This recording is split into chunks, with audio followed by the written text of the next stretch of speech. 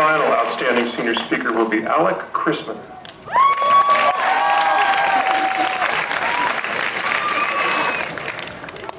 My fellow students, we stand upon the edge of oblivion.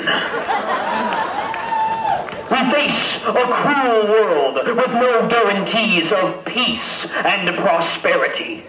We are confronted with, if the truth be told, many times in the past, this same pathetically melodramatic introduction could have been spoken on this stage, on this track, in this rather freezing stadium.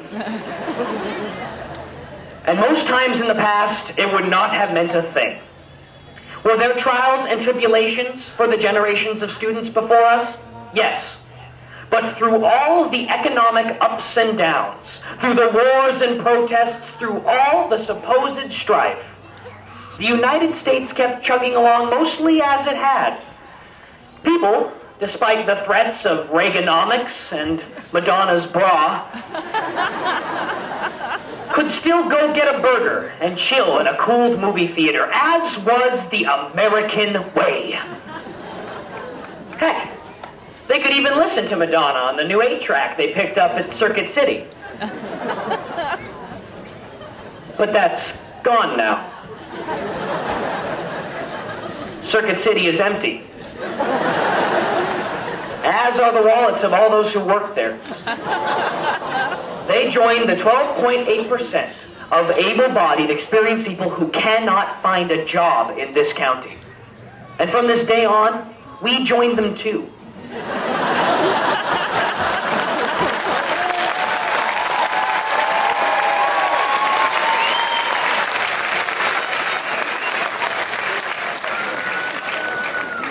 Madonna's bra is looking better every second. The point is that despite the exaggerations that typically plague graduation speeches, we truly are an important generation. Fate gave us a country that is in dire need of an overhaul. Well, that's not true. Fate didn't create this scenario.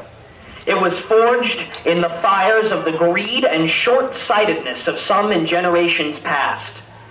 With no conscious regard for their country, their dignity, or their honor, they stole from us, racking up unheard-of debts by waging wars resulting in more money made from building bombs.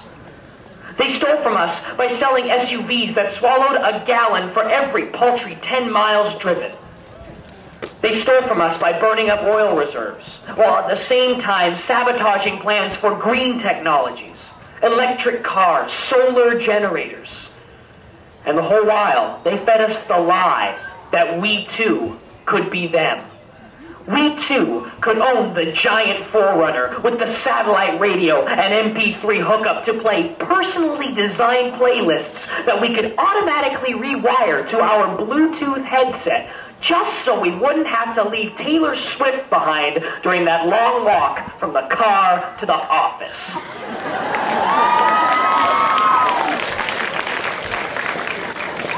And the rest of us, pleading for our piece of the pie, played along. Class of 2009, this deal with the devil cannot continue. Gone are the days when we can ask the world to leave us alone as we structure a tight little world of waste and debt around us. Thank you, Mr. Lovedocken. The longer we continue to live beyond our means, in houses too large for us, in cars too large for us, with meals too large for us, the surer our descent into poverty and weakness becomes. We must be frugal. Yes, we must be mindful. But more than anything else, we must be knowledgeable. Knowledgeable of our individual impact on our nation's future. Scripture says that the sins of the fathers shall be visited upon the children of the third and fourth generation.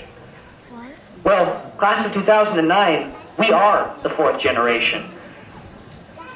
The sin, the greed and waste of our fathers and mothers has come to rest on our heads. And whether or not we make it worse for our children and their children is up to us.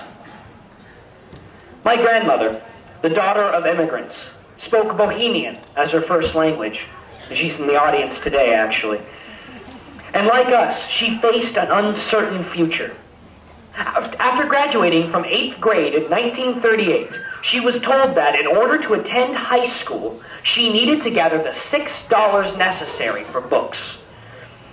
Unable to pay, she went door to door trying to raise money for the right to attend some of the same classes that many in this audience, many on these seats, would later skip.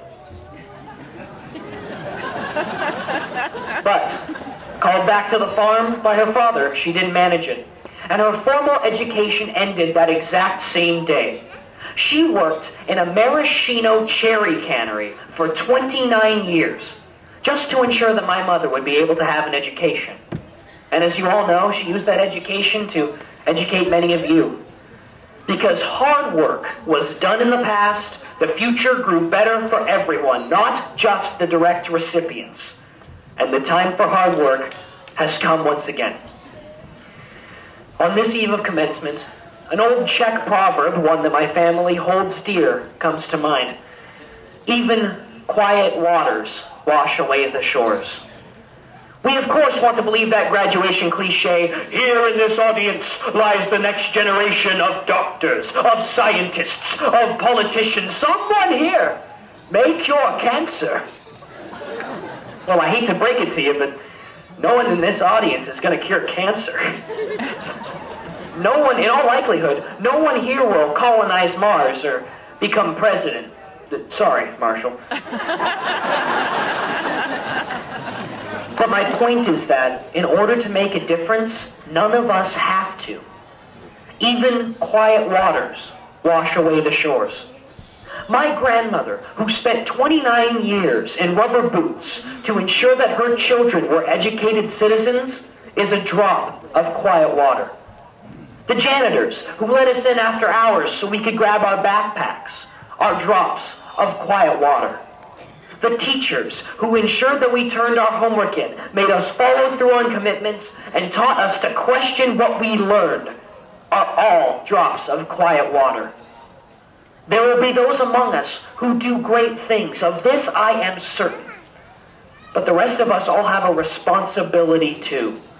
In this time of unprecedented strife and uncertainty, we must realize that none of us is an island. We all have an impact. Even if that impact is the difference between purchasing a Cinnabon or a newspaper subscription. It is precisely these little things, these day-to-day choices that matter most. And it is only by taking responsibility that we can truly have a positive impact on this country, which is our home. We leave this building into frightening times, my friends. But I'll tell you this, and say it honestly.